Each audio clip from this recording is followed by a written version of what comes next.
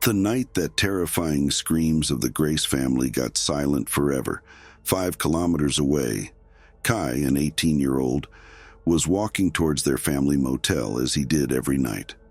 The motel, a small place outside the city known as the Fog Motel, because it was often shrouded in mist, was just a few dozen meters from their house. Kai worked at the motel only at night for one reason: prostitutes and girls who usually came alone late at night. Kai, who ran the motel by himself during those hours, could easily send them to his VIP room. The only difference between this room and the others was a small hidden camera Kai had installed, allowing him to spend hours watching private films of his beautiful guests. However, that night was going to be different. The thick fog slowly engulfing the motel carried something else with it: a dark shadow that arrived with the motel's newest guest. It was past 1 in the morning and the motel was quieter than usual. Kai was sitting in the reception room, watching the film of his latest VIP guest, when he noticed someone outside the glass door. It was the ghostly figure of a woman emerging from the fog. This was strange because, despite the motel's proximity to the road, Kai hadn't heard any car. Even stranger was the woman's appearance and manner of walking.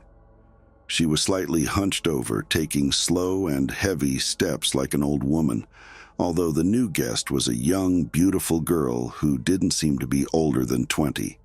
She only spoke her name, Alyssa Grace.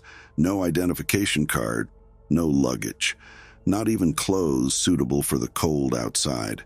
It seemed Alyssa was not bothered by the cold, but was instead scared of something. Kai realized this when he handed her the key to the VIP room. Alyssa's hand was visibly trembling, and there were signs of wounds and bruises on her hand.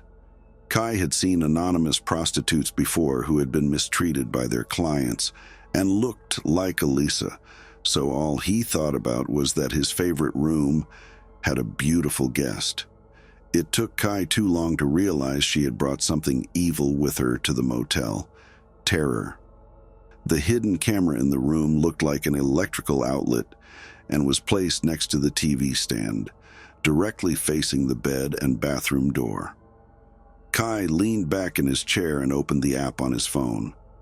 It took a while for the image to load, but as soon as it did, Kai saw only one thing: Alyssa's bloody face staring directly at the camera with a big scar on her face, as if she knew it was there. In a panic, Kai instinctively dropped his phone and stood up.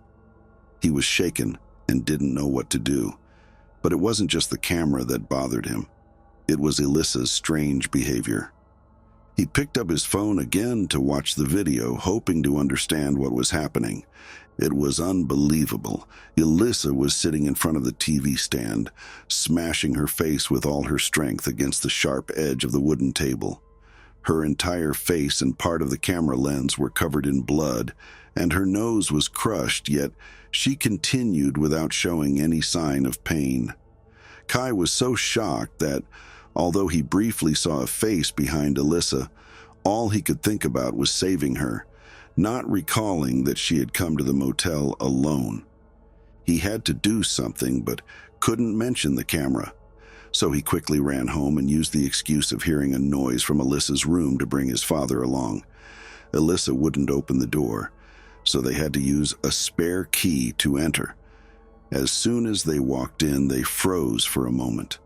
Blood droplets were scattered all over the room, and Alyssa's lifeless body was still in the same sitting position, her mutilated face resting on the TV stand, with pieces of her facial skin, nose, and bones scattered around.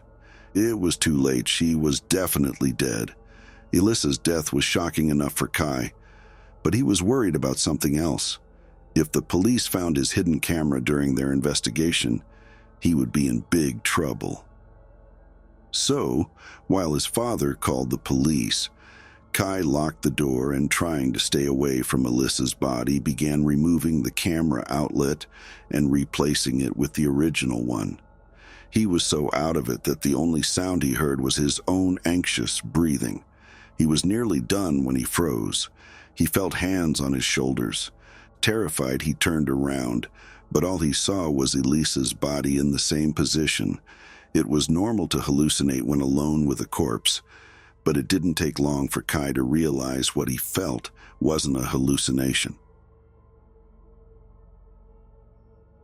The case of Elisa's death seemed clear to the police, a suicide after a horrific crime. A few hours before arriving at the motel, Elisa had slaughtered her family without any reason or motive, and this act explained what she did to herself. This is why the police's questions to Kai and his family were brief and simple. Though Kai was still in shock from that night, it seemed he had narrowly escaped trouble. At least that's what he thought before hearing the terrifying rumors about the massacre of the Grace family, passed around by townspeople and relayed by Kai's younger sister from her friends. The rumors concerned the day of the incident. That morning, Elisa and her friends had gone to the nearby forests for fun, as they did every weekend. However, Elisa had disappeared for a few hours. They found her 2 hours later, sitting on the ground near a cave, holding her ears as if some noise was torturing her. They took Elisa home, and no one knew what happened next in the Grace family home, except for one person. Danny, Elisa's 6-year-old brother and the only family member who survived the massacre and managed to escape. Danny had woken up to the screams of his mother and second sister. When he reached the hallway, he saw Elisa sitting over the blood-soaked bodies of his mother and sister, seemingly in a trance, calmly plunging large sewing scissors into their faces and eyes. But besides Elisa and the corpses, Danny saw someone else. A thin little girl sitting on Elisa's back, whispering in her ear. Danny was staring at the corpses in shock until he noticed the little girl turn her head towards him. At that exact moment, Elisa lunged at Danny, but he escaped through the room window and reached the nearest neighbor's house. Danny's story of that night was so illogical that it sounded more like an urban legend than reality, so no one believed him, except for one person, Kai, who was now filled with fear. As he listened to Danny's story, he remembered the moment he saw something behind Elisa's corpse on the VIP room camera, a little girl. Rushing to his room, he replayed the footage from Elisa's room from the beginning. When Elisa entered and turned on the light, Kai got goosebumps. Kai now understood why Elisa walked hunched over and slowly, as if carrying a heavy burden. The reason was the strange little girl with thin, pale arms and legs wrapped around Elisa. But something even more terrifying appeared in the video. Shortly after Elisa entered the room, the girl turned her gaze towards the camera, staring as if she knew Kai was watching. At that moment, the girl whispered something to Elisa, who then walked to the TV stand and started bashing her head against it. Kai quickly turned off his phone and set it aside. He didn't want to continue watching the nightmarish video, but couldn't shake his curiosity about the little girl. When Kai and his father entered Elisa's room, no one else was there. This made Kai continue watching the video against his will. Throughout Elisa's final moments, the little girl sat behind her, staring at the camera. But then, to Kai's horror, he saw himself and his father enter the room while the girl was still there, now looking not at the camera, but at Kai. Kai's body trembled with fear, not just because he realized the little girl had been there the whole time, but because of what he saw after his father left the room, while he was removing the hidden camera. At that exact moment, the little girl left Elisa's body and started climbing onto Kai. The last image captured by the camera was the girl's thin hands wrapped around Kai's neck and part of her face peeking from beneath her hair. Kai now understood that what he felt wasn't a hallucination. He threw his phone aside, not wanting to believe what he saw, but he could now feel the weight of the little girl on his back and hear the whispers in his ear, repeating one word: "Kill them."